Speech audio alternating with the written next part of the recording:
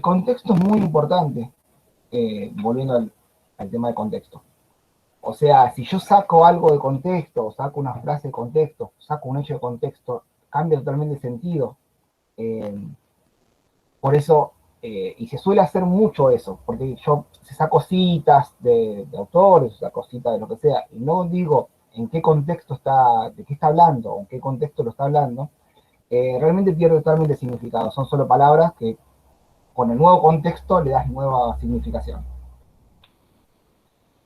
Recuerden siempre que, como les dije, toda comunicación, textual o no textual, verbal, lo que sea, es un mensaje de alguien hacia alguien, y lo que da la situación de que ese mensaje sea codificado en forma correcta es el contexto. Eh, Sigamos. Hasta el contexto, ¿tenemos alguna duda? ¿O sigo? Bueno, sigo. Paratexto. Paratexto, esto lo aprendí cuando empecé la facultad, es súper importante, porque el paratexto es la primera mirada que ustedes van a tener del texto. Es el título, cómo está jerarquizado, qué palabras están subrayadas, cuáles no, las fotos que tiene, imágenes y demás. ¿Conocían que todo esto que está alrededor del texto se llama paratexto? Háblenme porque como yo no los veo, pues tengo esto, no sé si me están escuchando o no. No, no. Bueno, el paratexto siempre lo que tiene, es lo primero que ven ustedes. Por ejemplo, el paratexto puede ser de todo, ¿no? Si yo agarro un libro, el año de edición, si es un libro de tapa blanda, tapa dura, es la primera imagen que yo tengo. Después, todo lo que acompañe en el sentido del título, cómo está la jerarquía, nos ayuda mucho a anticipar y a comprender y a jerarquizar lo que vamos a leer antes de leerlo. Incluso, de vuelta, tomando citas de, ¿cómo le puedo decir? Tomando citas de textos sin tener idea de paratexto, quedan también citas vacías porque no estamos contextualizando. El paratexto también nos sirve para contextualizar. Acá tenemos ejemplo de paratexto. Tenemos el título, los subtítulos, las fotos y el epígrafe de las fotos. Voy a admitir a alguien que entró y sigo con esto. El epígrafe es muy importante porque... El epígrafe es muy importante porque si yo pongo una foto que no tenemos ni idea de qué está hablando y le cambio el epígrafe, cambia totalmente el sentido de la foto. Si acá, en vez de decirme, no sé, el nombre de la rana, me dice rana bebé saliendo al huevo, y yo qué sé si es una rana bebé o no es una rana bebé, o si las ranas, ¿entienden? Entonces, el epígrafe es muy importante en las imágenes y que sea real. Hay muchos casos de falsificación, sobre todo por parte de prensa, de epígrafes de fotos que nada que ver, y entonces se quedan con esa imagen.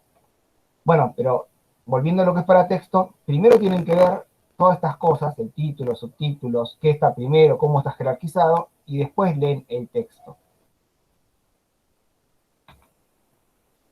Ahora vamos propiamente al texto. Los textos pueden ser cortos, pueden ser largos, pero lo importante del texto es que tengan cohesión y coherencia. La cohesión es que esté bien escrito, más así decirlo, muy grosso modo. Sigo admitiendo gente, perdón.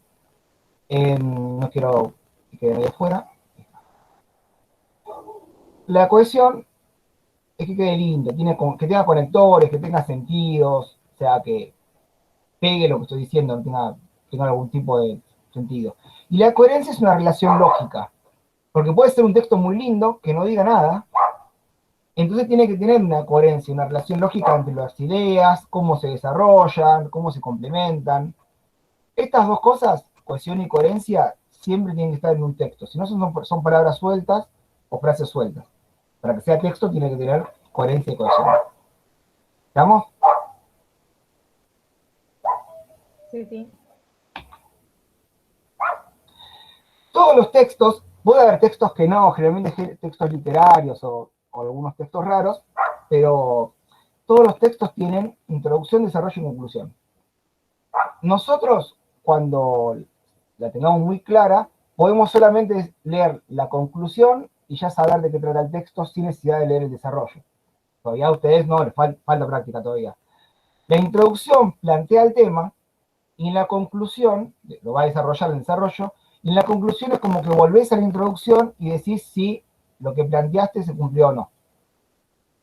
Entonces vos acá podés plantear determinadas hipótesis, las desarrollás, y en la conclusión decís, a estas hipótesis, a las que dijiste en la introducción, algunas pudimos demostrar, esta no, esta falta de investigación, y así. ¿Entiendes? Siempre introducción y conclusiones como que tienen que estar muy relacionadas. Pero todo texto, y sobre todo los textos académicos, tienen este desarrollo. Introducción, desarrollo, conclusión. Hasta acá, contexto, ¿vamos bien? Sí, sí. ¿Seguro que todo esto bien. lo vieron? Esto es lo más básico de lo super básico. ¿Seguro que no lo vieron? Yo me acuerdo mucho del secundario. Bueno, por lo menos tienen el secundario bien. O sea, pero nada, son cosas.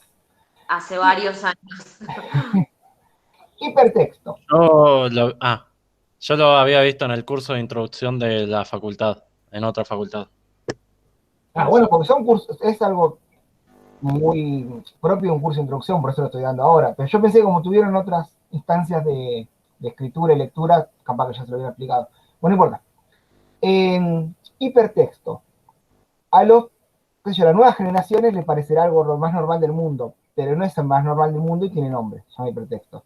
Hipertextos son los links a otros lados que van y vienen. Los textos hipertextuales, esto es un texto normal, que es un texto lineal, todos los textos hipertextuales van y vuelven constantemente.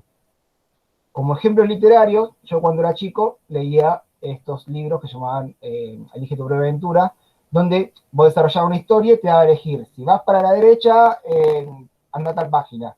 Si te quedás a que venga el monstruo, anda a tal otra. Y vas como eligiendo, entonces la lectura era bastante, ¿cómo se llama? Bastante no lineal, bastante rebuscada. Los textos académicos suelen ser, hay textos que son así lineales, pero haces constantes llamadas a otros textos y a otros desarrollos. Entonces, son un poquito mezcla de los dos. No podemos decir que es súper hipertexto, pero tampoco podemos decir que es un cuento. Un texto académico, haces muchas citas a otros textos académicos. ¿Por qué? Nosotros no somos sabios de la montaña que nos despejamos de todo, voy a admitir a alguien, perdón, ¿eh? Y vamos, sí, admitimos un par y después cortamos porque si no, nos llevamos más con la clase. Los textos, volviendo, la ciencia se construye a partir de los aportes de los que estuvieron antes que nosotros. Uno no sale de la nada, o sea, uno no vive no sale de la montaña y dice, encontré la iluminación y no se hace un libro. Siempre, desde que la ciencia es ciencia, ya hubo otros que trataron ese tema. Aunque lo hayan tratado en forma incompleta, o que lo hayan tratado mal, lo trataron. Entonces, uno tiene que citarlos y decir, tal tipo hizo tal desarrollo y yo no estoy de acuerdo por esto, por esto, por esto. Tal tipo hizo ese desarrollo, me parece bárbaro, pero en la actualidad se aplica de esta forma y acá se cumple y acá no, lo podemos discutir. Pero siempre se parte de otros textos. Entonces, no podemos ser un texto normal desarrollando lo que nosotros queremos, sino que hay llamados a otros textos. No tan y de vuelta como esto, pero ténganlo en cuenta que existen. La linealidad es algo muy literaria, no es algo científico. Hasta acá vamos bien porque empezamos con lo difícil. Sí, sí. Enunciación. Yo me rompí la cabeza para entender esto, así que voy a tratar de hacérselo lo más fácil posible. Enunciación es el corazón del mensaje, es quién lo emite, para quién, cuándo, dónde, con qué sentido y cómo lo cambio. Yo, por ejemplo, un hecho social, o todo hecho, porque el universo es infinito, nosotros vemos aspectos, seleccionamos aspectos de esa parte infinito y con eso construimos nuestro conocimiento. Ahora bien, la preeminencia que le damos a cualquiera de esos aspectos depende de nuestra enunciación. Parece chino lo que digo. Vamos a dar un ejemplo. Hay un choque. Y nosotros tenemos que describir qué vemos en el choque. Alguien que está en contra de los conductores borrachos va a decir, el conductor estaba borracho primero, rompió una casa, hirió a 3 personas. Los que les importan más la vida de las personas, es decir, hubo un choque, se hirió 3 personas porque el conductor estaba borracho y de paso rompió una casa. Los defensores de la propiedad privada primero van a decir, ¿no? Accidente, se destruyó una casa, el conductor estaba borracho y hubo 3 heridos. O al revés, pero lo que te importa es que el mismo hecho, con las mismas, con los mismos oraciones, podemos decir, el orden se colocan le está dando sentido, porque siempre el primero es más importante. Entonces se usa mucho en periodismo para la misma noticia darle un sentido diferente. ¿Cómo lo anuncio en noticias? Pues la noticia está, la noticia es algo objetivo. No es objetivo, porque está mal dicho objetivo, pero es algo que pasó. Ahora, ¿cómo cuento lo que pasó? ¿En qué forma? ¿Con qué aspectos? Y sobre todo, ¿cómo lo adjetivo? Saben todo lo que es un adjetivo, ¿no? Adjetivo es lindo, feo, qué sé yo, sucio. ¿Saben todo lo que es objetivos? Adjetivos. Sí, sí. Bueno, la adjetivación, Sí, sí. el orden de las proposiciones y la adjetivación son propias de enunciación, porque cambian totalmente el sentido de lo que uno quiere decir. De acuerdo a Entonces, quien las ve, ¿no? ¿qué? De acuerdo a quien las ve. ¿De acuerdo a quién las ve o de acuerdo a la intencionalidad que tenés en contarlas? Claro, claro, sí, sí. No es inocente adjetivar. Claro. O sea, tanto adjetivar como no adjetivar no es inocente. Entonces, el tema, ahora vamos a ver al final de todo esto, que les voy a mostrar un ejercicio que hice yo, cómo los adjetivos cambian totalmente el sentido de lo que uno quiere decir. Este es un ejemplo que hice rápido, vamos a pasarlo rápido. Por ejemplo, ¿cómo adjetivarían el sustantivo mujer cada una de estas personas? No sé, Hitler, si son las mujeres del Reich, va a decir que son las progenitoras de la raza superior y demás. Esto sería un lindo poema. Este ni siquiera, bueno, piensen ustedes qué dirán. Y este puede ser una mujer a que darle derechos, a que darle voto o no. O mantengamos el patriarcado de alguna forma, podemos discutirlo. Pero cada uno, cómo adjetiva el término mujer, aunque el término mujer es el mismo, cada uno como lo adjetiva sería la entonación. Es un ejemplo pavo, hay un ejemplo mucho más complejo, pero es el que se me ocurrió. ¿Hasta ahí vamos bien? Sí, sí, se entiende. Bueno, otro término que tienen que entender es polifonía. Polifonía es que todo texto complejo, sea académico, sea literario, lo demás, no tiene una sola voz. Hay muchas voces y hay muchos sentidos. Lo más fácil es reducir la polifonía a las citas. O sea, yo estoy hablando de algo y cito a un autor que dijo otra cosa y lo cito y listo. Pero la polifonía también es más compleja porque uno puede tener distintos niveles de discurso y cuando tiene uno mismo puede tener distintas voces porque está diciendo distintas cosas. No los quiero complicar mucho más. Simplemente sepan que el texto científico es polifónico y que siempre tenés que citar. Siempre tienen que citar, directa o indirectamente, siempre tienen que citar. Y aparece la voz de ustedes mezclada con la voz de los autores con que les trabajaron antes que ustedes. ¿Estamos hasta ahí? Sí, sí. Sí, sí. Bueno, acá tenemos la polifonía. Las citas encubiertas es muy de periodista o de político. Hay muchos políticos que citan así como dicen, un gran hombre dijo que, o se sabe que, y no, decir el nombre, qué sé yo. Hay muchas veces que no dicen el nombre porque es políticamente incorrecto, pero sin embargo hay que, lo ocultan. Ustedes, como profesores, van a tener que citar, directo o indirecto.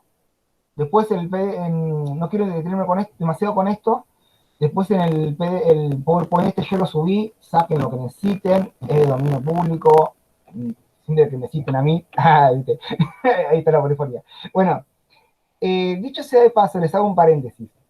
Recuerden que como como estudiantes, futuros profesores, se espera de ustedes que no haya copia. La copia está penada, la copia no está bien.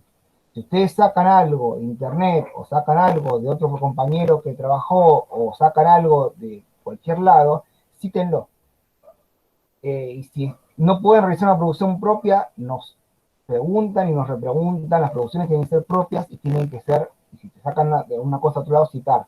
Está mal copiar, está mal, y más como ética de futuros profesores, está mal que ustedes enseñen siendo que copian. O sea, hay carreras que se puede copiar, como abogacía o esas cosas, pero en carreras sociales, donde ustedes van a tratar de formar a futuros ciudadanos, no está bien que transmitan ese tipo de valores como copiarse, si no soy estudiante. Así que nada, no es una recomendación, se pena. Si nosotros descubrimos que ustedes se copiaron, lo vamos a sancionar, así que nada, no copien y tengan sus propias producciones.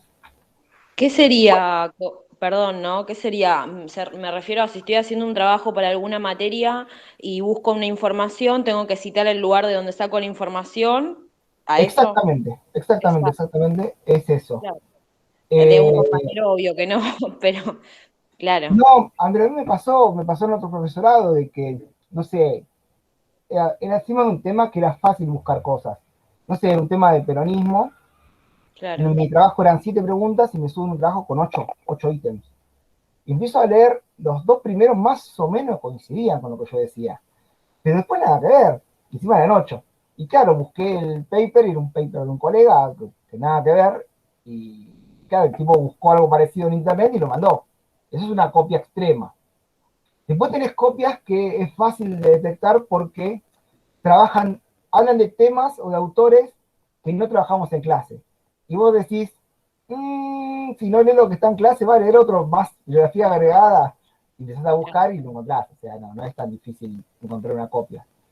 Hay gente que, por ejemplo, no en el caso del 45, pero en otros casos, compran trabajos de años anteriores y mandan el trabajo pensando que va a ser igual, cuando todos los años cambian, entonces ahí no se va a dar cuenta. Pero bueno, esos son copias.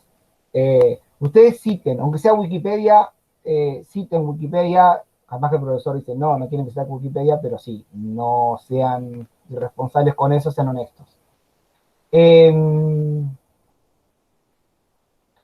Bueno, hasta acá preguntas, pues ya empezamos con la parte práctica. Todo lo que vieron,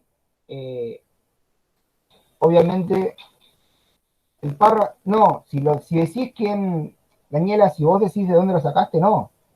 El tema es que vos parafrases a alguien y no digas que lo estás haciendo, o sea, como que es producción tuya. Siempre y cuando digan, fulanito dijo que tal cosa, está perfecto. El tema es que ustedes no digan esa cosa como que la descubrieron ustedes, ¿entiendes? Bueno, yo no soy lingüista, los lingüistas se dedican a estudiar todas las cosas que vimos, mucho mejor que yo, es subjetivo, yo soy historiador, yo hago historia, no hago... pero esas herramientas, aunque sean mínimamente, las tienen que conocer. Tienen que saber lo que es enunciación, tienen que saber lo que es el paratexto, tienen que saber esas cosas porque los va a ayudar a leer, los va a ayudar a entender lo que leen. Y una vez que uno entiende el dominio de lo que está leyendo, o entiende mucho más de lo que está leyendo, no solo que lees más rápido, sino que lees mejor.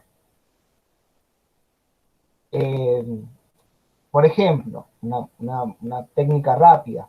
Los textos científicos ahora por estándar, no los textos de hace 40 años, eso no se leen así. Los textos de ahora es una idea por párrafo y la primera oración del párrafo dice de qué va a ir el párrafo. Entonces ustedes cuando tengan, no ahora, pero cuando estén cancheros leyendo, ya leyendo la primera oración de cada párrafo, ya pueden tener una idea de lo que quiere el texto y ustedes se van a detener en la parte que les interese. ¿Por qué? Esto grábenselo.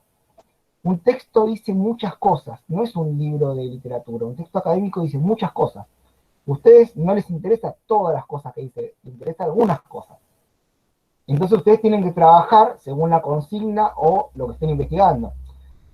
Cuando estén estudiantes, trabajan con la consigna del profesor. Cuando están investigando, trabajan con su tema de investigación. Entonces, no sé, ustedes quieren investigar, no sé, algo de Sarmiento, de un libro de Sarmiento, Sarmiento dice muchas cosas, encima escribe mucho. Entonces, ustedes no se pueden quedar con todo lo que dice Sarmiento, tienen que recortar lo que a ustedes les interese.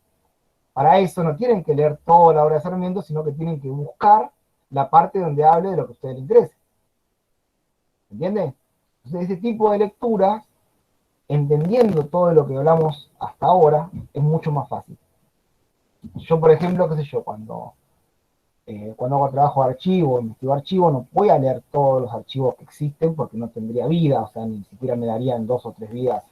Tengo que ir recortando, pero ir recortando, tengo que saber de qué trata cada documento. Para saber de qué trata cada documento, tengo técnicas de verlo muy por encima para no leerlo todo. ¿Se entiende? Bueno, esto es así, cuando ustedes conocen todo esto de texto, para texto y demás, esas técnicas las pueden desarrollar mucho más fácil. ¿Preguntas hasta acá? Nada, ninguna pregunta. ¿Va bien? ¿Ustedes aburrido? Lo que ustedes dicen, dice el señor de ahí, dice que es aburrido, dijo que. No, es dinámico. Cómo lo das es muy dinámico. Ah, bueno. Si es aburrido, igual lo voy a decir, porque de otra forma no tengo así. Bueno, lo que voy a hacer ahora es, le voy a explicar un poco de técnicas de estudio. Vamos a agarrar un fragmento de un texto y le voy a mostrar la aplicación de esas técnicas de estudio. Entonces, primero las voy a explicar todas, voy a explicar un ejemplo que ya tengo hecho de cuando yo era estudiante, de mucho. Y después vamos a agarrar un texto de cero y vamos a aplicar esas técnicas. Si no da el tiempo, lo vamos a hacer con 2 textos, un texto fácil y un texto difícil. Probablemente no nos dé el tiempo y solo hagamos el texto fácil. Pero bueno, vamos viendo. Pero necesito también más feedback de ustedes porque cuando yo comparto pantalla, no los veo, no veo su cara, no veo nada. O sea, capaz que están desconectados y yo sigo hablando solo. Entonces necesito que me hablen más mientras yo estoy trabajando. ¿Está bien? Perfecto. Bueno, vuelvo a compartir pantalla. Ah, no, ya estoy compartiendo. Bueno, vamos a acá. Técnicas de estudio. Ustedes tienen que ver que todo texto tiene ideas principales, ideas importantes, ideas secundarias y detalles. Eso imagino que más o menos lo tendrán visto, o bueno, si no lo están viendo ahora. Estas son algunas cosas que yo resalto.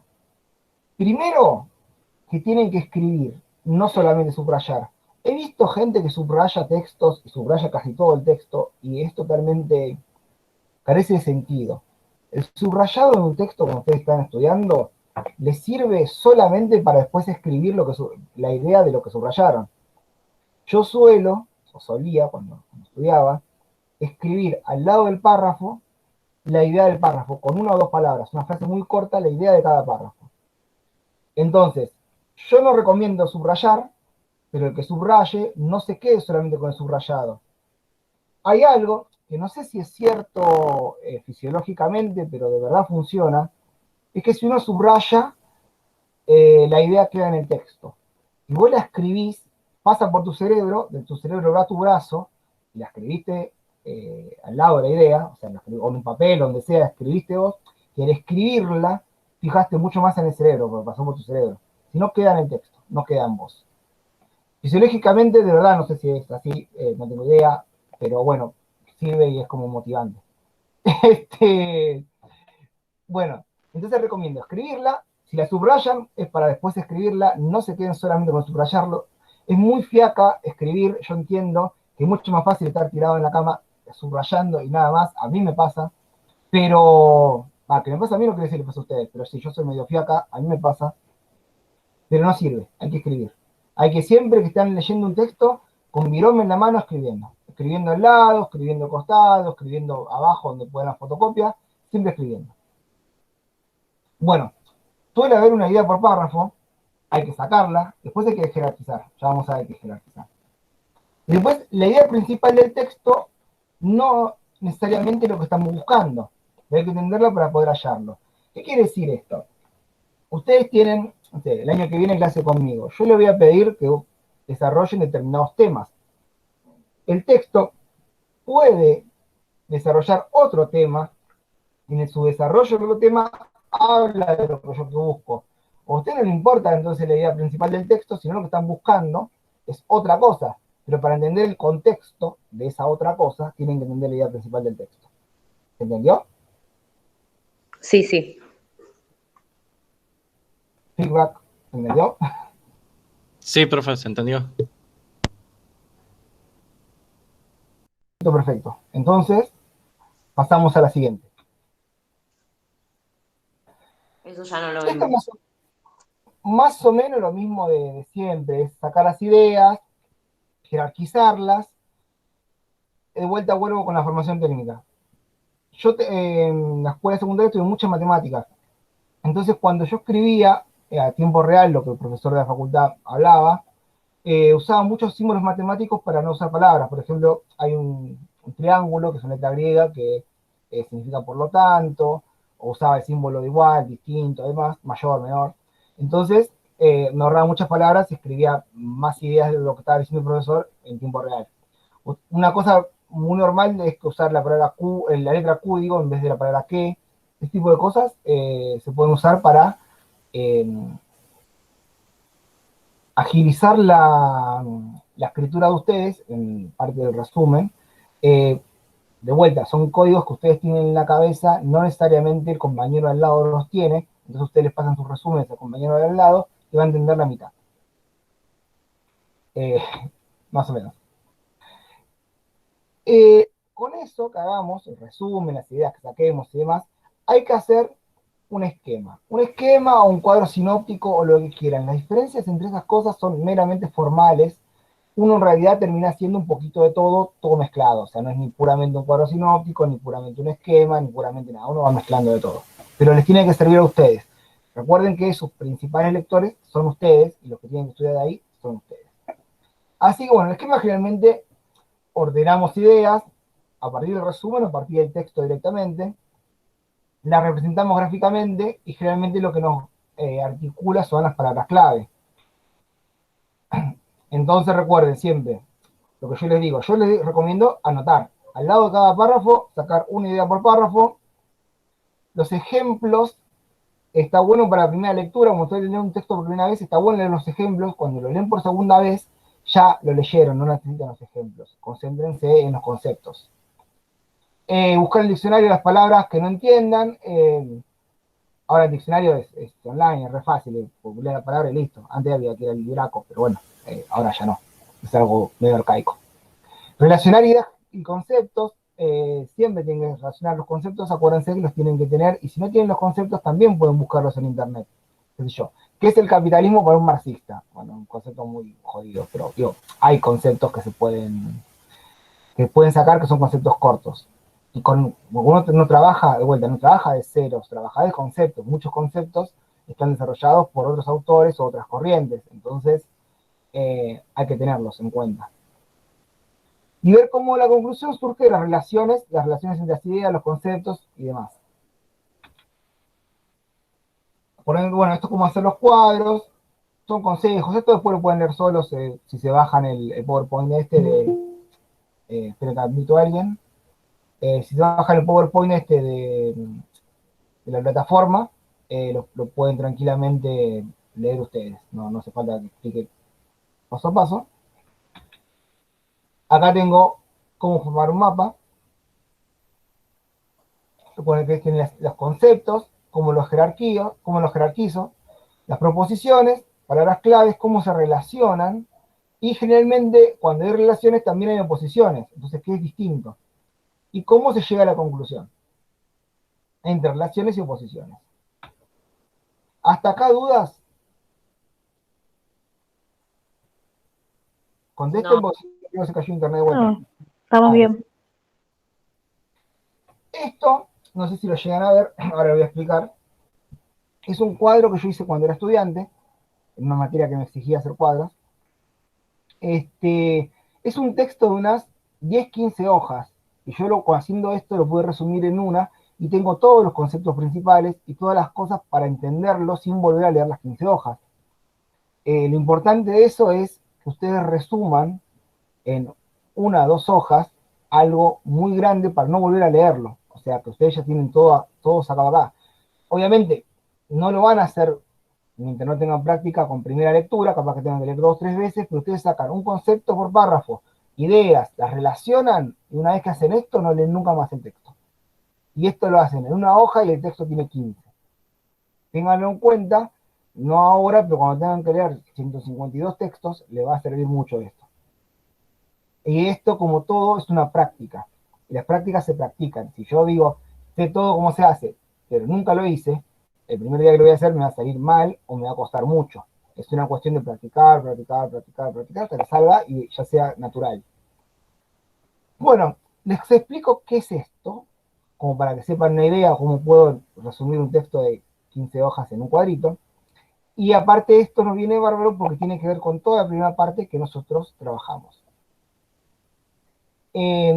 Muchos de ustedes, no sé, tendrán una edad muy temprana cuando pasó esto, pero el 11 de septiembre del 2001 hubo un atentado en Estados Unidos, un atentado terrorista que podemos discutir si fue un atentado de verdad o no, qué sé yo, pero bueno, a la luz del mundo salió como un atentado donde a partir de aviones bajaron las Torres Gemelas, el Pentágono y demás.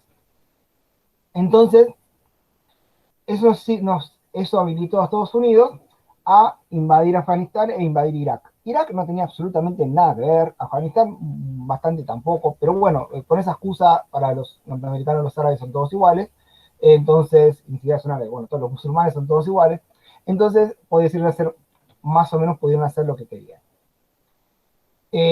¿Cómo justificaban esto, o cómo se lo pasaban esto, que lo les acabo de decir a los propios norteamericanos a través de la prensa?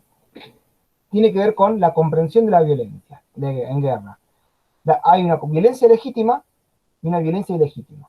La violencia legítima es patriota y la violencia ilegítima es terrorista. Esto generalmente se refuerza constantemente en reportes de noticias y siempre en nuestro reporte de noticias toda noticia patriótica tiene asignados términos benignos y toda noticia sobre terroristas tiene asociados técnicos malignos. El hecho, como dijimos nosotros, puede ser el mismo, pero la entonación es diferente. La entonación se demuestra en sutiles diferencias en el lenguaje. De vuelta, volvemos acá, al costado. Todo enemigo de Estados Unidos es terrorista, y acá define lo que es terrorista. Terrorista es un acto premeditado de violencia política realizado sobre objetivos no combatientes por grupos subnacionales o agentes clandestinos buscando audiencia. Obviamente que esta descripción es totalmente general, muy general y subjetiva, depende a quién se lo aplique, es terrorista o no es terrorista. Hasta incluso esto se lo puede aplicar hasta el mismo ejército norteamericano y le caería bien. Entonces, cuando está invadiendo un país, ¿no? Entonces, esta definición es tan amplia que nos sirve para todo. Bueno, lo que hicieron el experimento, en el texto explican un experimento, hicieron que agarraron noticias, grupos de estudio con noticias sobre la guerra de Irak, la segunda guerra de Irak, la segunda guerra del Golfo, y mostraron qué pasaba. En el estudio 1, diferencia en palabras usadas en los diarios para designar las acciones bélicas de Estados Unidos, o sea, los términos benignos, y la acción de los locales iraquíes, términos maliciosos. O sea, el mismo hecho, imagínense, explota un auto con 5 pibes adentro. Entonces, si lo explotó a Estados Unidos, va a decir un accidente de guerra, pudo haber pasado, pero estaban terroristas ocultos atrás del auto y la idea era matarlos. Si lo hacían los terroristas, iban a decir, es violencia de los terroristas, matan chicos, son lo peor del mundo, son lo peor del universo. Entonces, para ver eso, hicieron 2 versiones de un artículo falso que describe un bombardeo sin especificar a quién lo realizó.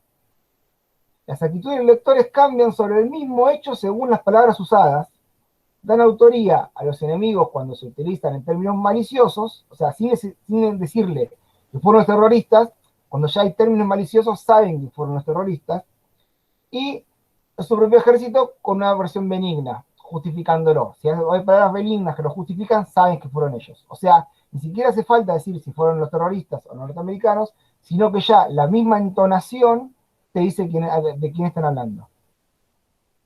Un estudio 3 dice que es similar al estudio 2, pero apelando a la memoria que dejó el artículo después de leerlo, y tuvo el mismo resultado. Un cuarto estudio dice que 2 versiones del artículo que solo diferían en 3 palabras, nada más que 3 palabras cambiaron de un artículo a otro, para que vean lo poderoso que es la entonación, que es lo que vimos en la primera mitad de la clase, y tuvieron la misma población de memoria de estudio 3 y con los mismos resultados. O sea, solamente cambiando 3 palabras entre benignas y maliciosas, lograron las mismas reacciones. Entonces, como conclusión, saqué que la acción política influenciada por el sutil manejo de los términos en la información, al mostrar todo acto bélico de Estados Unidos como patriótico y todo acto enemigo como terrorista. Esto yo lo escribí hace, no sé, 10 años o más. Hace 10 años o más que no leo el texto, leo esto y me acuerdo. No hace falta que lea el texto de vuelta. Es una práctica muy importante. Porque para mí, yo le estoy mostrando a ustedes como esta misma práctica, solo leyendo esto, no tengo que volver a leer el texto de 15 páginas. Hasta acá, preguntas, ¿les parece interesante? Denme algún tipo de feedback. Buenísimo, muy bueno. ¿Entienden por qué está bueno hacer cuadros y ahorrarse muchas lecturas de muchos textos? De por sí, los cuadros siempre me ayudaron desde secundaria a tratar de estudiar a partir de ideas o conceptos que yo considero principales de un texto o de un artículo, por ejemplo. Perfecto. ¿Y vieron el poder de la entonación? Como cambiando los adjetivos, cambiando 3 o 4 adjetivos, puedo cambiar totalmente el sentido de lo que estoy diciendo. Y bueno, sepan que eso se llama entonación también. Tiene nombre, nombre lingüístico. Bueno, si estamos todo bien con esto, lo que yo les propongo es vamos a leer una parte de un artículo. Ustedes no tienen que hacer nada más que seguirme lo que yo hago. O sea, para mí, un taller con tantas personas online, no puedo hacerlos trabajar a ustedes, así que voy a trabajar yo. Les voy a mostrar cómo hacer un cuadro a partir de un texto sencillo, un fragmento de un texto sencillo.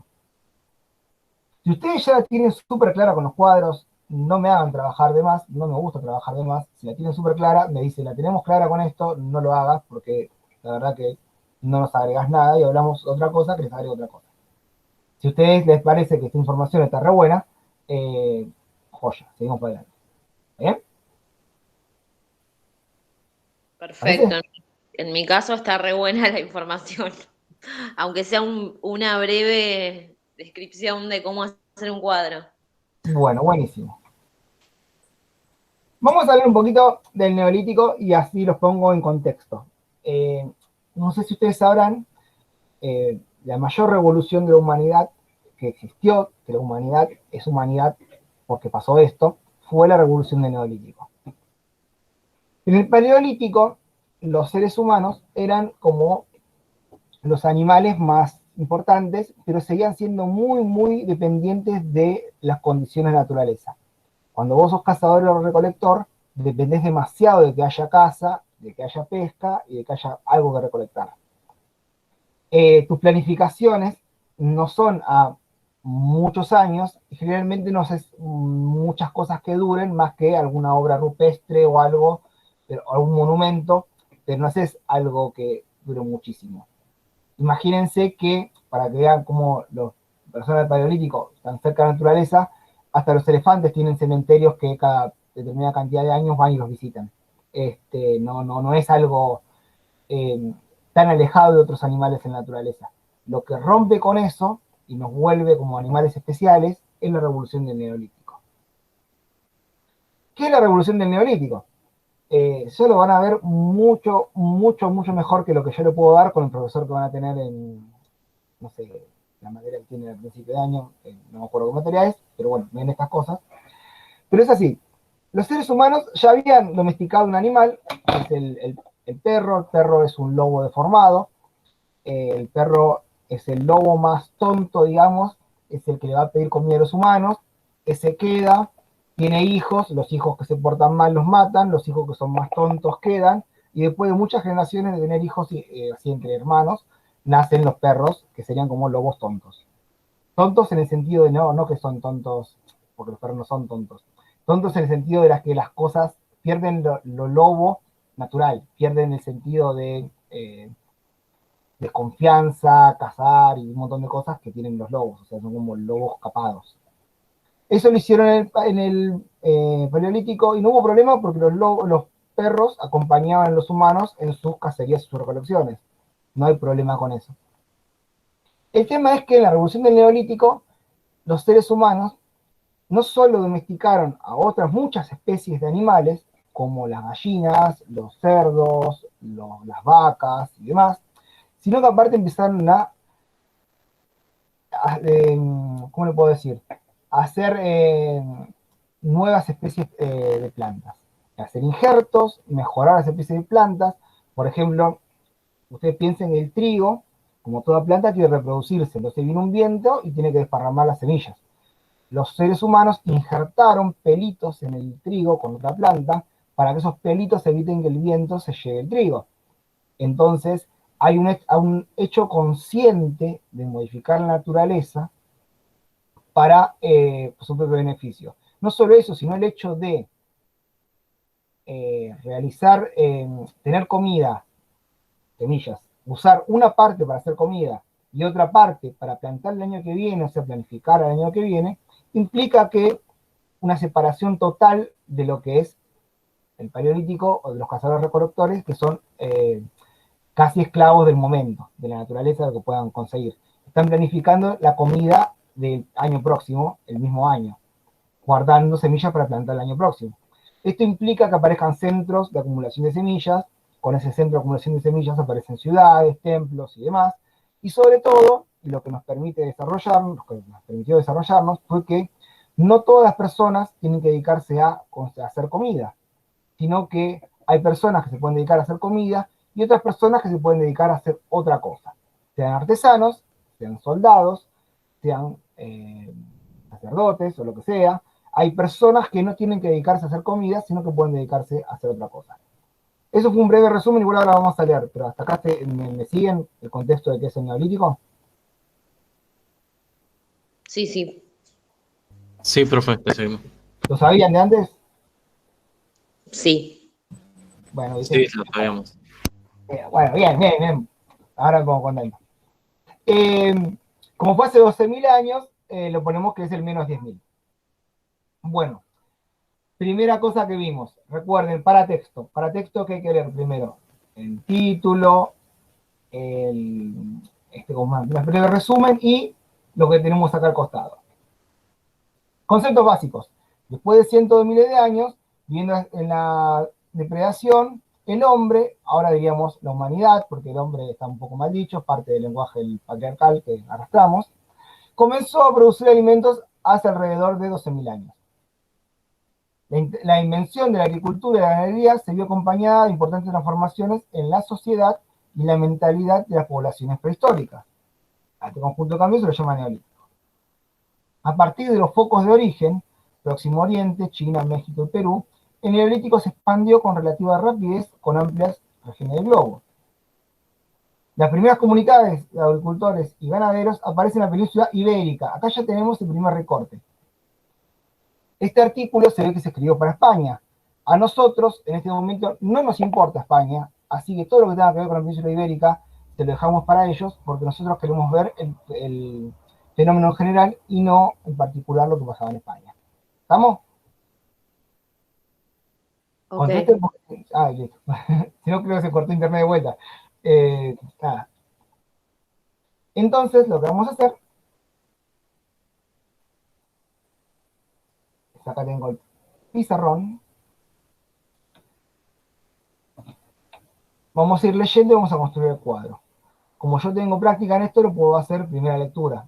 Ustedes capaz que primero tengan que hacer una lectura y después hacer el cuadro. Pero bueno, les muestro en primera lectura cómo sería un cuadro. La humanidad vivió una depredación desde sus orígenes, hace 2,5 millones de años, hasta hace poco más de 10.000 años, entonces se produjo una revolución que cambió nuestra historia, comenzamos a producir alimentos, todo eso ya lo dijimos, ya lo sabemos, está en nuestra cabeza, ya leemos Neolítico y sabemos qué es esto, así que ni siquiera hace falta resumirlo. Aun cuando las intervenciones de agricultura ganadera tuvieron su enorme importancia, no fueron los únicos cambios que condicionan el Neolítico. La producción de alimentos estuvo asociada a la sedentarización de las poblaciones, la aparición de los primeros poblados. Entonces acá ya, esto sí me interesa.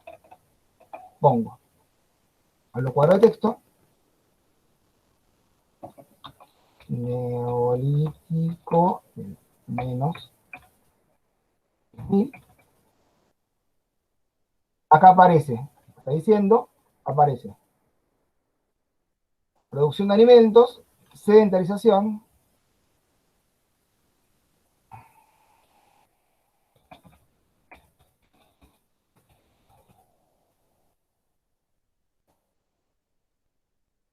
vamos a poner aparición de poblados, para que quede más claro.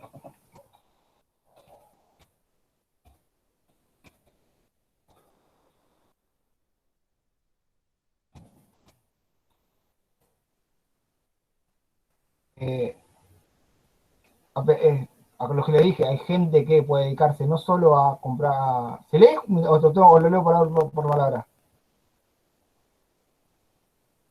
Lo leemos, profe. Se lee. Ah, listo. Especialización artesanal, o sea que aparecen artesanos, o sea, parece que gente que puede dedicarse a hacer otra cosa que no sea hacer comida. Vamos a ponerle genéricamente artesanos.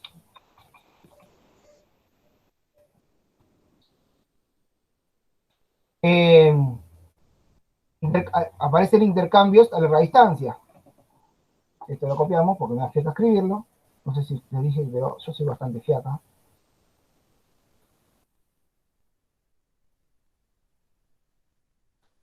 Y primeras edificaciones dedicadas a culto.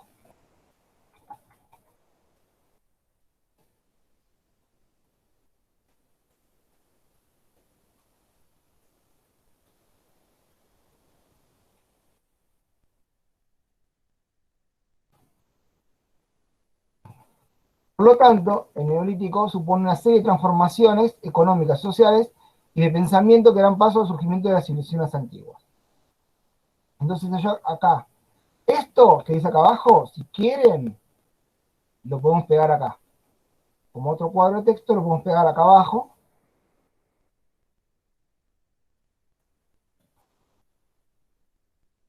Bueno, quedó grande. No sé cómo cambiar el tipo de letra de esto para que sea más chico, pero ustedes lo copiarán así. Entonces yo acá hago las flechitas. Neolítico, ¿qué es? Esto de acá abajo. Y que también es producción de alimentos, aparición de poblados, artesanos, cambiar la distancia, primeras edificaciones. Acá, la primera parte del texto, fíjense, con poquitos cuadros, resumí la primera parte del texto. Ahora vamos a la segunda parte del texto. ¿Hasta acá vienen bien? Perfecto, profe. Sí.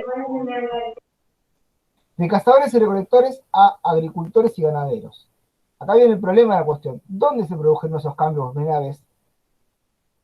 Entonces, en las primeras décadas del siglo XX, el biólogo soviético Nikolai Ivanovich Malinov propuso una serie de focos de intervención en la agricultura. Se basa en la presencia de los precursores silvestres de las plantas cultivadas en diferentes zonas del planeta. Posteriormente, las investigaciones en arqueología y expertos en genética han llevado a definir con precisión los lugares de origen de estos cambios y a confirmar muchas de las propuestas de Malinov. La domesticación de las plantas y animales tuvo lugar origen, vamos a empezar, así no nos mareamos, no nos olvidamos, porque si avanzamos mucho y no escribimos, nos olvidamos, así que a medida que leemos, escribimos. Malinov, focos, ¿no? Vamos a ponerle focos. Después tenemos tres grandes zonas de mar independiente. Próximo Oriente, China y América, vamos a ponerle. Entonces, hacemos acá. Próximo Oriente, China, América. Bien, entonces, Próximo Oriente saben lo que es, ¿no? Es lo que otra gente dice Medio Oriente, que sería Jordania, Israel, Siria, Turquía, Irak, todos al lado. Allí se domesticó numerosas especies de cereales, trigo, cebada, centeno, de leguminosas y de animales, cabra, oveja, vaca, cerdo. No le vamos a poner todos, ustedes cuando lo hagan quizás sí. Ya con que nosotros sepamos que ahí es el trigo, ya podemos distinguirlo. Próximo Oriente, la zona del trigo. ¿Acá me siguen? ¿Dudas? Intervengan todos los que tengan que intervenir, ¿eh?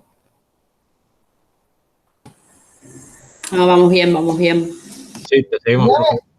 En América, los cambios de producción de alimentos tuvieron lugar en el centro, en dos lugares, en México y en Perú.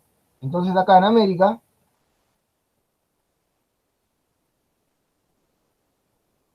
vamos a separar en dos. México, que en realidad es la meseta central, y Perú, que en realidad no es Perú, sino que es la zona andina en general, o sea, sería Perú, Bolivia, Ecuador, norte de Argentina, norte de Chile, pero bueno, acá le dicen, son gallegos, son por ellos Perú, no importa. Ya lo verán en su carrera, en sus carreras. En México se domesticó el maíz, y en, bueno, frijoles y demás, y en Perú es la papa, que ellos le dicen patata.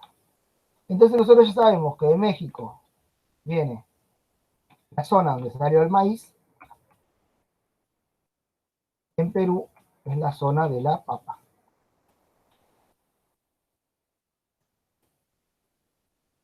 Sudamérica lo separamos en dos, México para acá, Perú para acá. Y China, esto se adivina fácil, no hace falta leerlo, pero si que no leemos, es la zona del mijo y del arroz. Toda la comida de Medio Oriente, como foco civilizatorio, es el arroz.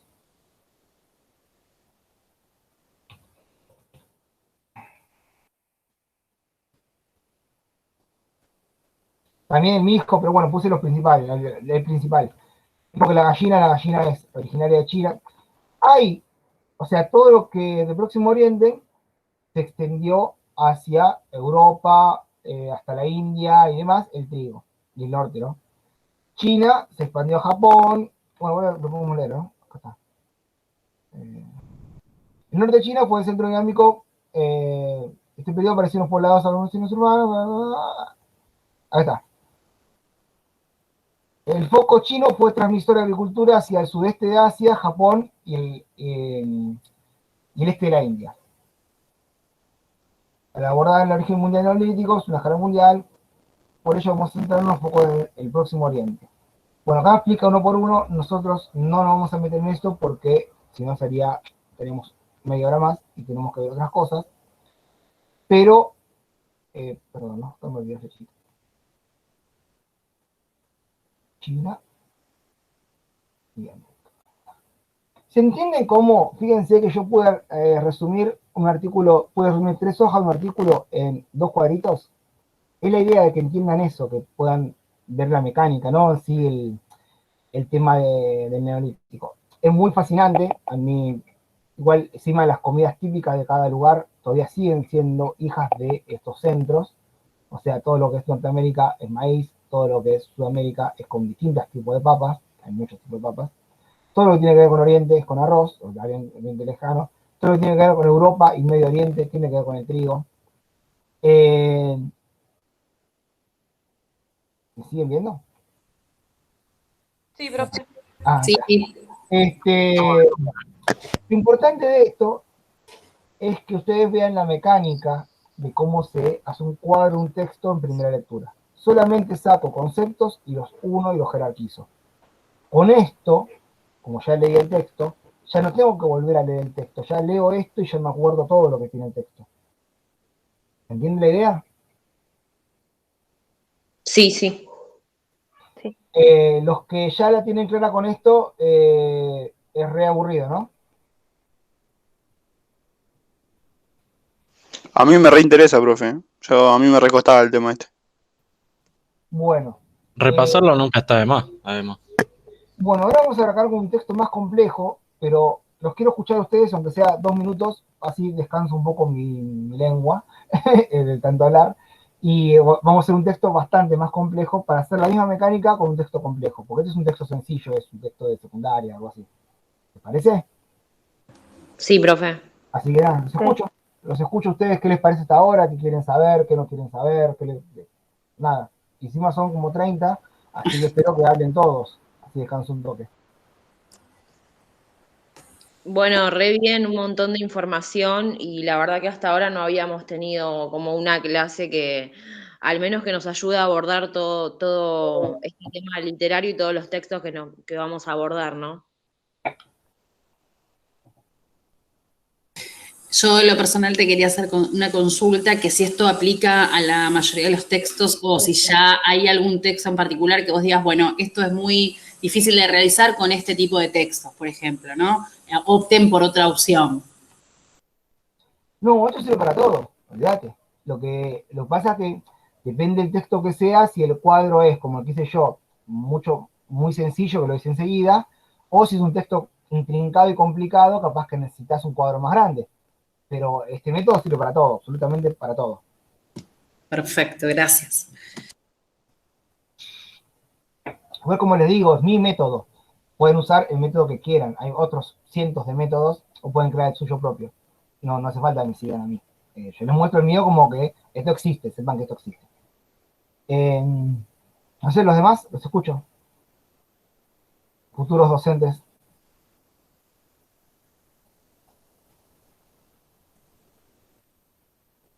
Miren, cuando tengan 30 pibitos de 15 años dando vueltas, tienen que hablar, ¿eh? Tienen que llenar todos los huecos, no pueden dejar un hueco porque se los pasa por encima.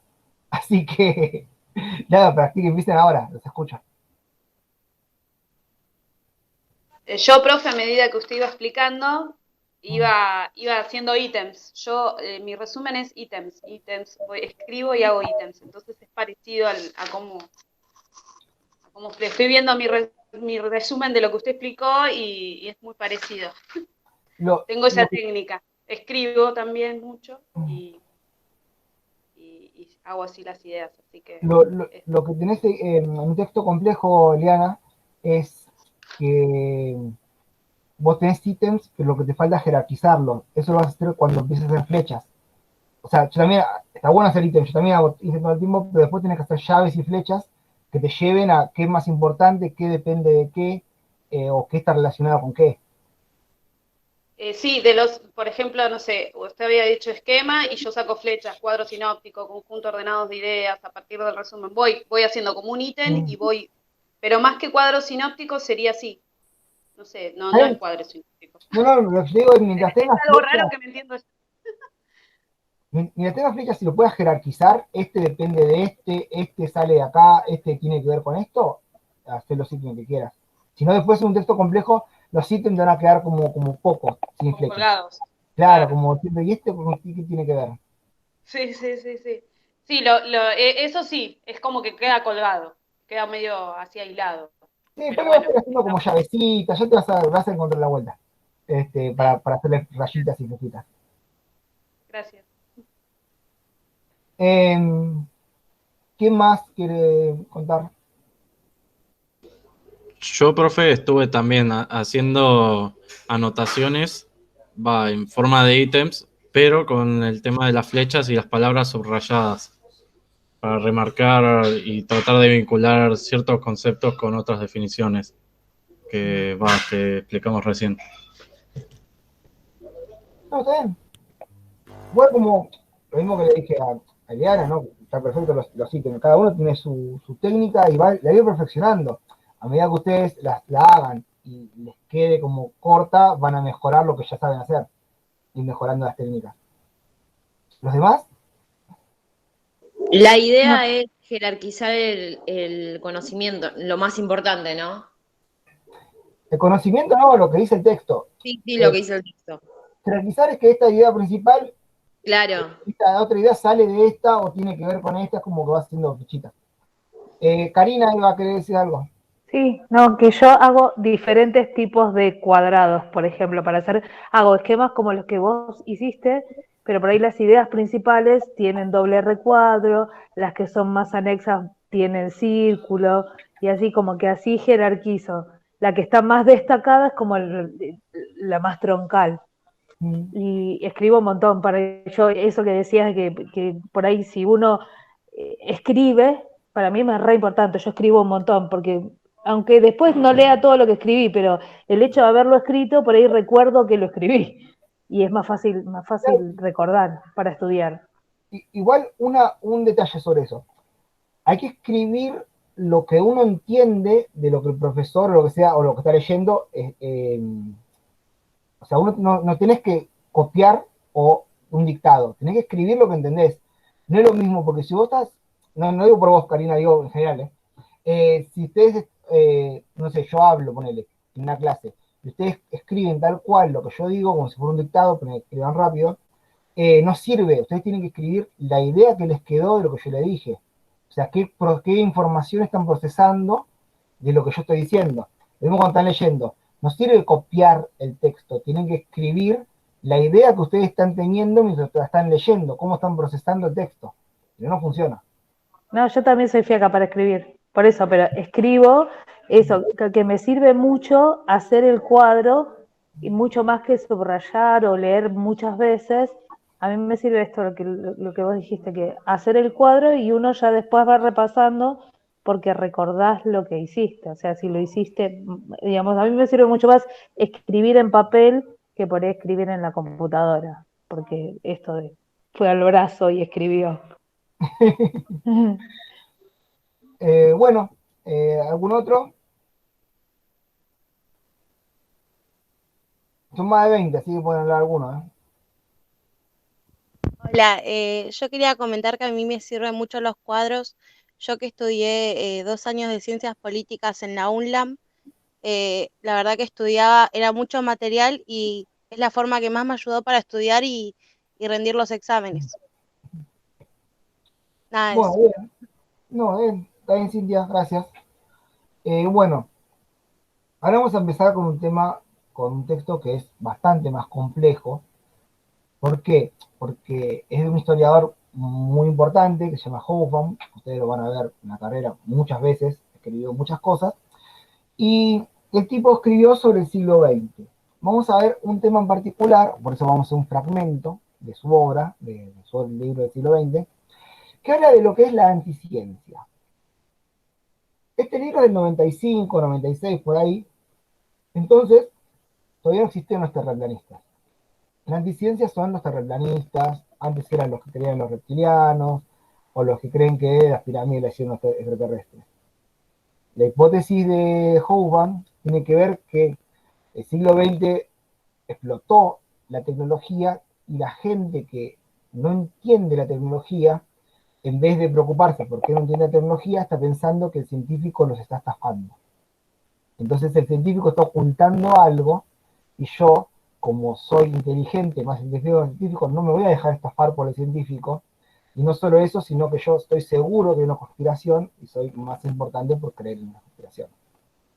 Ahora vamos a leer el texto. A medida que voy leyendo el texto, lo voy explicando por el tema esto de brindar ese contexto, que no quiere decir que lo vaya resumiendo, o sea, voy resumiendo como si ustedes fueran estudiantes, voy a explicar como mi rol de profesor.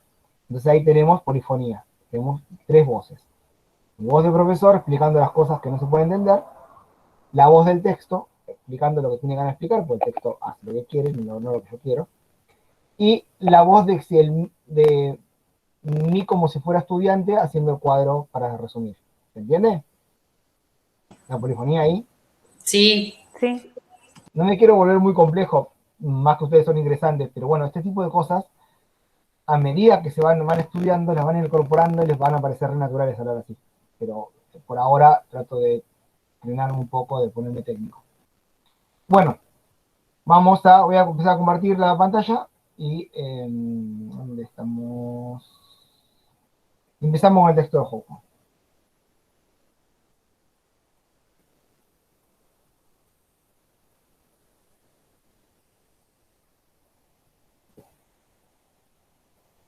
¿Ahí se ve? Chicos, ¿se ve? Sí. Profe. Lo vamos a ampliar. Y vamos a arrancar de aquí, acá. Como le digo, vamos a leer un fragmento, no vamos a leer todo porque tendríamos que estar 2 horas leyendo todo esto. Bueno, arranco a leer. Hubiéramos podido esperar que las ideologías del siglo XX glorificasen los logros de la ciencia, que son los logros de la mente humana, tal como hicieron las ideologías laicas del siglo XIX. Acá, voz del profesor. En el siglo XIX, después de la Segunda Revolución Industrial, o durante la Segunda Revolución Industrial, aparecieron muchas ideas de que el progreso científico era lo único que existía y servía y que era ilimitado. Se llama positivismo. Ya van a ver lo que es el positivismo en la cursada, pero en el siglo XIX, hasta la Primera Guerra Mundial, se creía, había una fe terrible en la ciencia. La ciencia iba a solucionar todo. En la Primera Guerra Mundial, la ciencia sirvió para destruir casi toda Europa. Entonces, los mismos europeos pensaron, no, mirá, la ciencia no está tan buena. Las ametralladoras y los aviones que tiran bombas y los gases que matan gente están buenos hasta ahí. Hay otras cosas. Entonces, hasta la Primera Guerra Mundial, había la ideología laica que glorificaba la ciencia, lo podemos llamar positivismo. ¿Vamos hasta ahí? Sí, profe. Sí, Bueno, hubiéramos esperado también que se debilitase la resistencia a las ideologías religiosas tradicionales, que durante el siglo pasado fueron grandes reductos de resistencia a la ciencia. Y ello no solo por el arraigo de las religiones tradicionales, porque el arraigo disminuyó durante todo el siglo, como veremos, nosotros no, pero en el libro está, sino también por que la propia religión llegó a ser tan dependiente de la tecnología científica como cualquier otra actividad humana desarrollada, del mundo desarrollado. Un obispo, un imán, que sería como una especie de cura musulmán, o un santón, podían actuar a comienzos del siglo XX como si Galileo, Newton, Faraday o Lavoisier nunca hubieran existido. Es decir, sobre la base de tecnología del siglo XV. Póngale, dijo 15 como puede decir cualquier cosa. Y de aquella parte del siglo XIX que no plantease problemas con la compatibilidad con la teoría o los textos sagrados. Pero resultó cada vez más difícil hacerlo en una época en que el Vaticano se veía obligado a comunicarse vía satélite y a probar la autenticidad de la sábana de Turín mediante la datación de radiocarbono. En que el Ayatollah Khomeini es el fundador del Irán moderno. Irán, ahora se murió, ¿no? Pero es como el clérigo musulmán que dio las bases del Irán que conocemos ahora. Bueno, difundía sus mensajes en Irán mediante grabaciones magnetofónicas. Y cuando los estados que seguían las leyes coránicas trataban de equiparse con armas nucleares.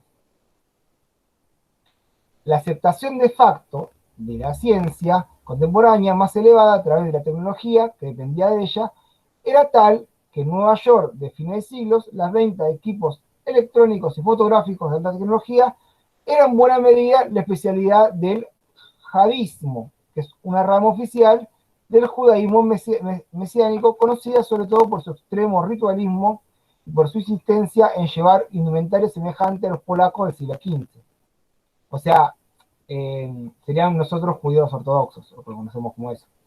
Venden artículos de electrónica y no les importa. Y por referir a la emoción extática de la investigación intelectual. En algunos aspectos, la superioridad de la ciencia era aceptado incluso oficialmente. Los fundamentalistas protestantes estadounidenses que rechazaban la teoría de la evolución por ser contraria a las Sagradas Escrituras, ya que según esta música, exigía que la enseñanza de la teoría darwinista se sustituyese, o al menos se compensase, con la enseñanza de lo que ellos describían como ciencia de la creación. O sea, que su religión tenían que elevarlo a la categoría de ciencia para competir contra ciencia. Entonces, todo este choclazo que leímos nosotros para entender que la anticiencia, en nuestro cuadro, va a ser solamente, vamos a crear un nuevo pizarrón,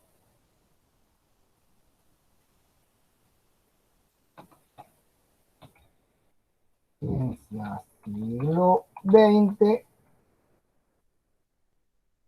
aceptada por todos. Listo. Con esto ya resumimos todo lo que acabo de ver. ¿Vamos? Sí, profe. Bueno, ¿por qué?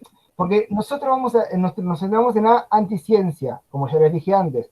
Si quisiéramos resumir otra cosa, el resumen de todo este párrafo sería distinto.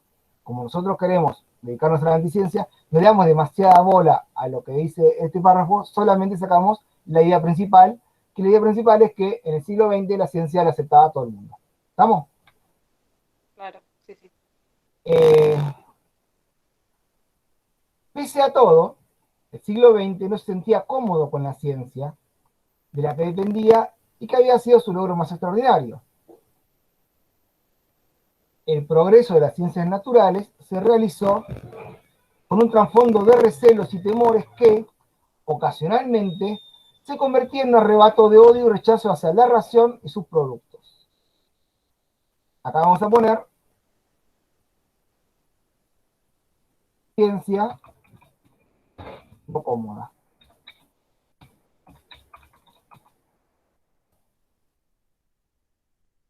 En este espacio indefinido entre la ciencia y la anticiencia, ahora voy a explicar lo que es la anticiencia igual, entre los que buscaban la verdad última por el absurdo y los profetas de un mundo compuesto exclusivamente de ficciones. Nos encontramos cada vez más con la ciencia ficción. Entonces acá tenemos. Vamos a ponerlo ya desde ahora, así ya después lo vamos a ir con flechitas. Anticiencia. Y vamos a poner otro cuadrito con ciencia ficción.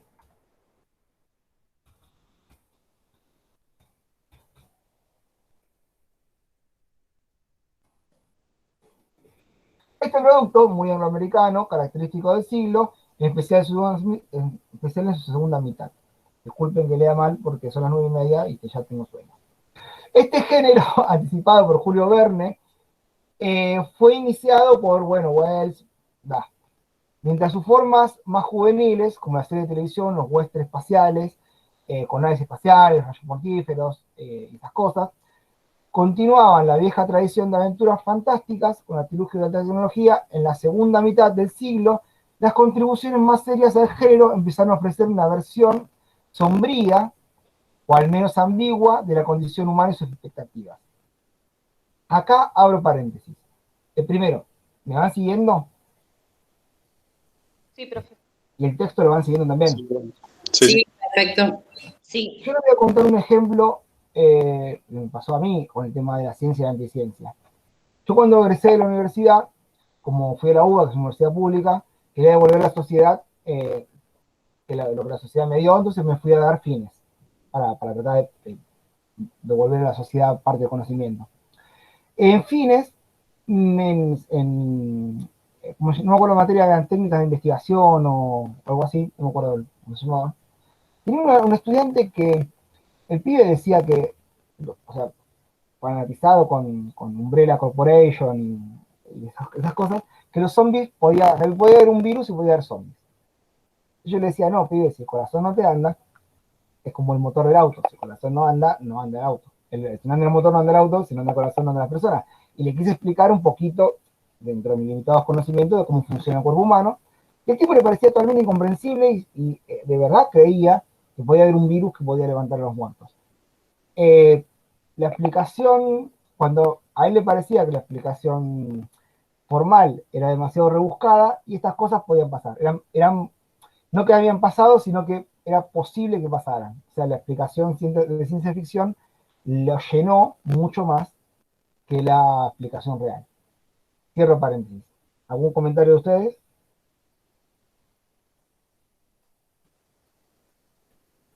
Digan. Yo coincido totalmente con vos, profe. Pero que la vida es que me pelees, no que coincida. Bueno, no importa. Por ahí pasa ahora con eso que te dicen, bueno, pero yo lo veo así. Es mi forma de pensar. Y entonces no se cierran a argumentar, o sea, no se abren a argumentar algo, sino, bueno, yo lo veo así, para mí puede haber zombies y no necesito darle un soporte a eso que digo, es bueno, yo pienso así y listo.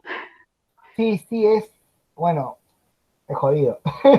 Igual hay formas de discutirles o buscar la vuelta, pero bueno, depende de cada caso y de las ganas que tengan ustedes de pelearle, ¿no? Porque hay veces que, sobre todo cuando son más joven, tenés ganas de discutirle, y ya cuando son más viejos como yo, la verdad que es como que ya no te importa y menos ganas de discutirle. Pero bueno, pasa. Entonces, esta serie está, volviendo a lo que es el texto, ¿no? Esta ciencia ficción que va mostrando la tecnología como algo sombrío, que tiene que ver con la Guerra Fría, con las bombas atómicas y demás, que ya lo van a ver en la carrera, pero más o menos lo pongo en contexto, hace que la gente tenga ciertos recelos hacia la ciencia. Entonces vamos a poner, tiene 4 sentimientos. Nosotros vamos a poner acá otro cuadrito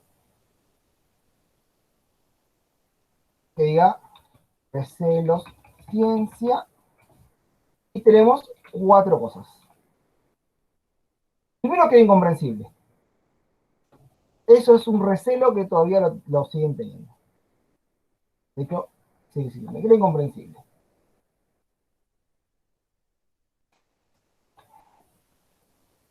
Y sus consecuencias fueran imprevisibles y probablemente catastróficas. Esto es otro ítem. Vamos a pintar.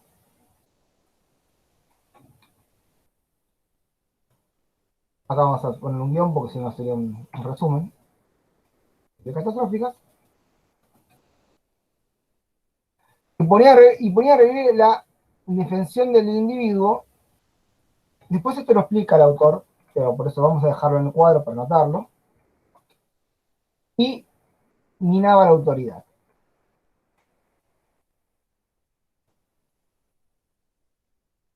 Entonces, vamos acá haciendo flechitas. Acá tenemos acá. Acá tenemos acá.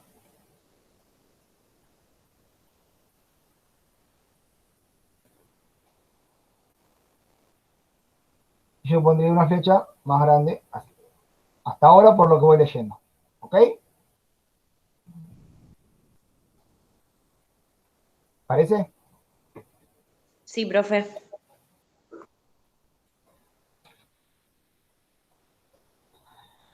Sin olvidar el sentimiento que la ciencia era intrínsecamente peligrosa en la medida que interfería el orden natural de las cosas. O sea, eso es lo que viene la autoridad.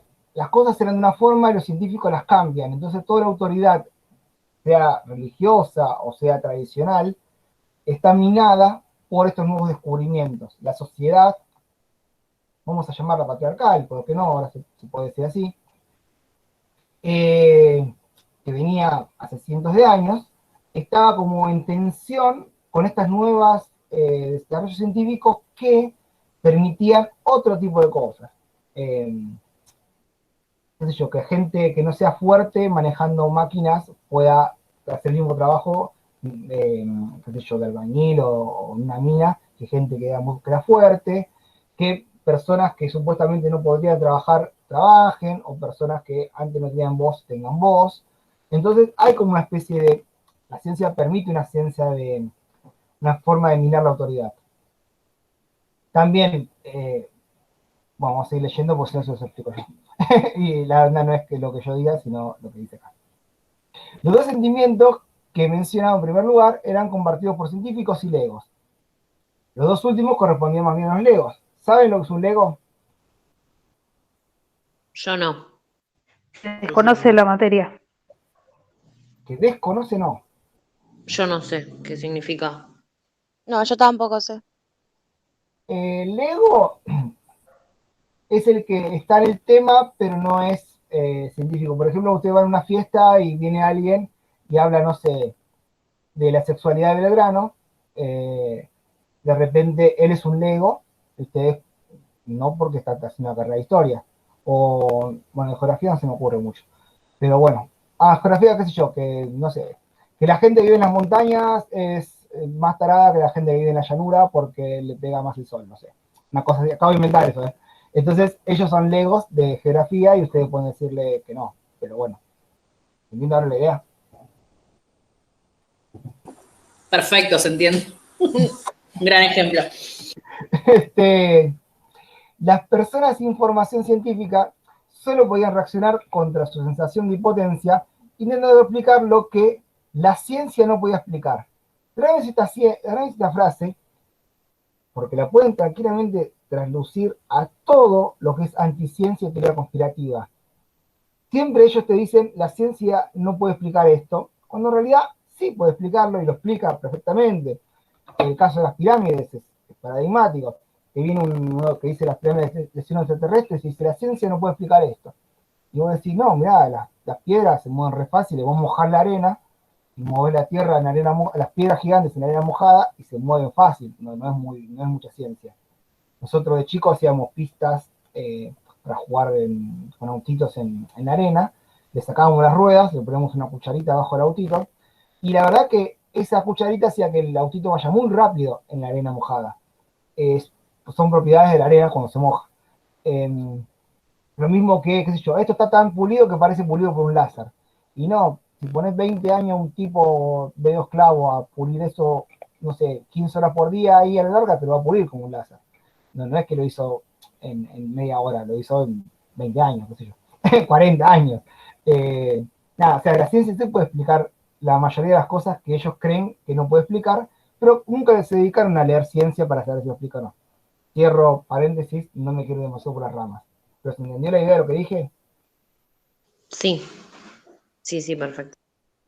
En la línea de la afirmación de Hamlet, bueno, esto de Hamlet, negándose a creer que la ciencia oficial pudiera explicarlas, lo que acabo de decir yo, se niegan a creer que la ciencia oficial pueda explicarlas, no quiere decir que la ciencia oficial no pueda explicarlas, sino que ellos se niegan a creer.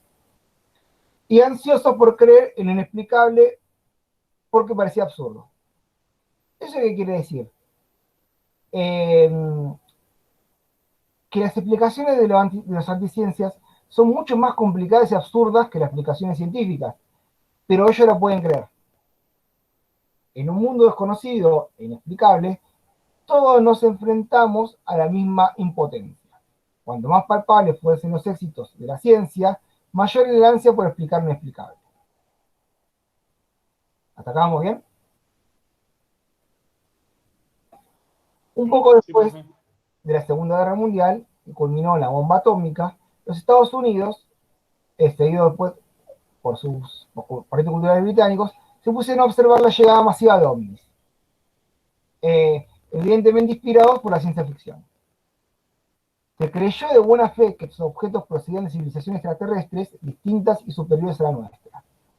Los observadores más entusiastas llegaron a ver cómo sus pasajeros, con cuerpos de extraño aspecto, emergían de estos platillos voladores y un par de ellos hasta aseguraron haber dado un paseo en sus naves.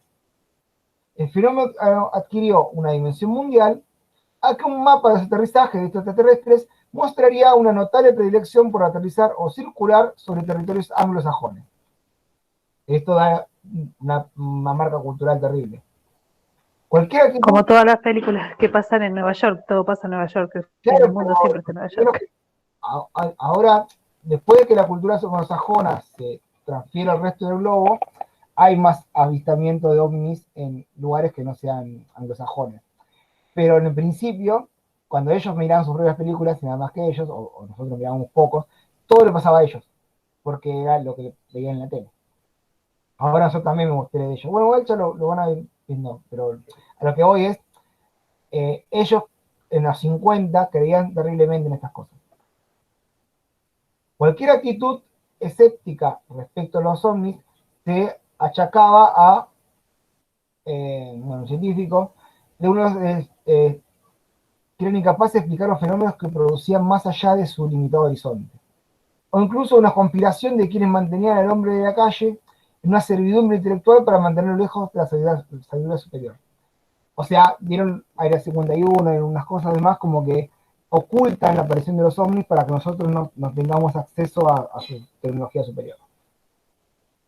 Y acá viene Todo esto es un ejemplo, todo este párrafo es un ejemplo, y acá viene lo importante. Estas no eran creencias en la magia y en los milagros propias de las sociedades tradicionales, para quienes tales intervenciones en la realidad formaban parte de nuestras vidas muy poco controlables.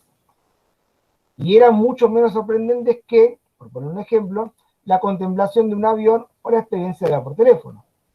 Ni formaba parte tampoco de la universal y permanente fascinación humana por todo lo monstruoso, lo raro y lo maravilloso, que la literatura popular ha dado testimonio de la invención de la imprenta y los grabados de madera hasta las revistas ilustradas en el mercado. Expresan un rechazo a las reivindicaciones y dictados de la ciencia, a veces conscientemente, como extraordinaria, la rebelión de algunos marginales contra la práctica de fluorizar suministros de agua. Esto es otro ejemplo. Cuando se descubrió que la ingesta diaria de este elemento reducía prácticamente el problema mental. Ustedes saben que, en Estados Unidos el agua tiene flúor para que haya menos caries. Y hay gente que decía que el flúor era para controlar la mente. Nada, cierro paréntesis. Estos grupos se resistieron apasionadamente a la fluorización, no solo por defender su libertad de tener caries, sino por parte de sus antagónicos más extremos por considerar una vil conspiración para evitar envenenar a los seres humanos. Entonces, acá lo que te dice es, bueno, en este tipo de reacciones, idealmente reflejadas por Stanley Kubrick en inglés con su película Teléfono Rojo, como la vemos en Moscú, los recelos hacia la ciencia se mezclan con el miedo a sus consecuencias prácticas. Entonces acá tenemos anticiencia, nos vamos para acá, otro cuadro, es no magia, o sea, no es que van la bruja del bosque, sino que buscan una ciencia alternativa, es no magia,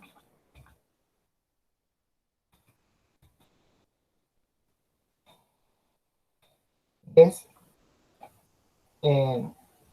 sería desconfianza en la ciencia.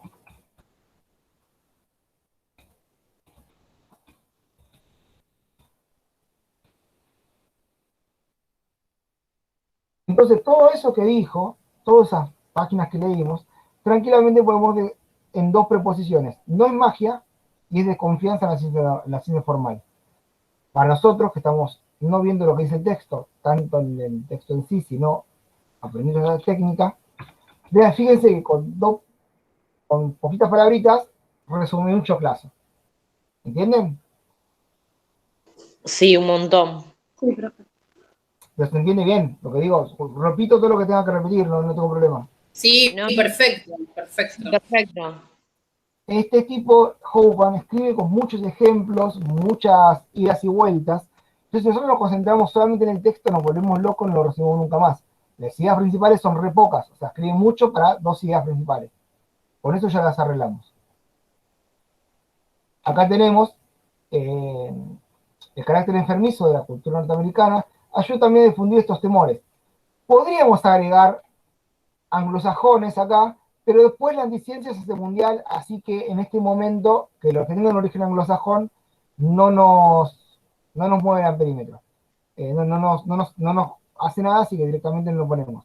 Alguien que quiera sí le puede poner origen anglosajón, pero no es obligatorio.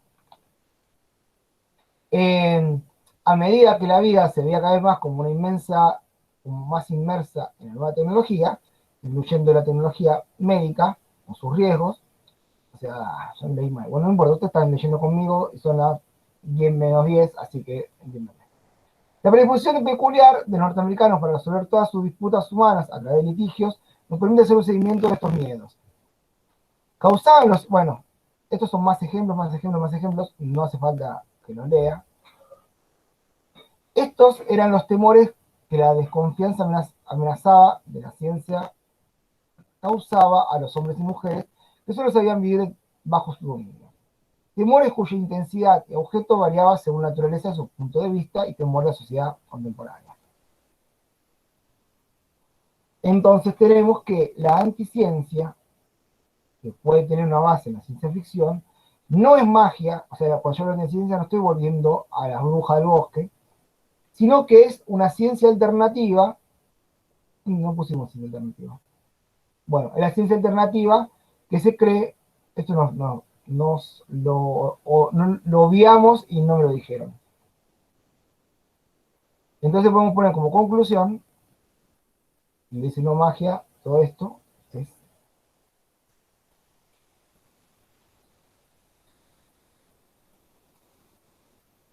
pseudociencia alternativa.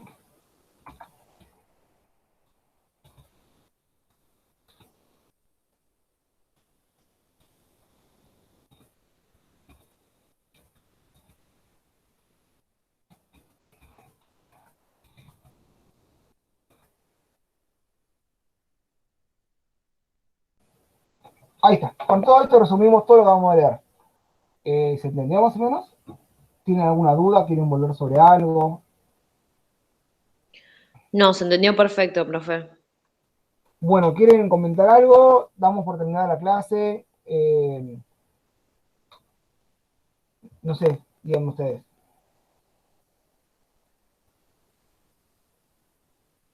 Cualquier pregunta que me quieran hacer de la carrera, de historia, mucho de geografía no, porque no sé tanto, me pueden hacer ahora. Aprovechen ahora y si no, bueno, me verán el año que viene.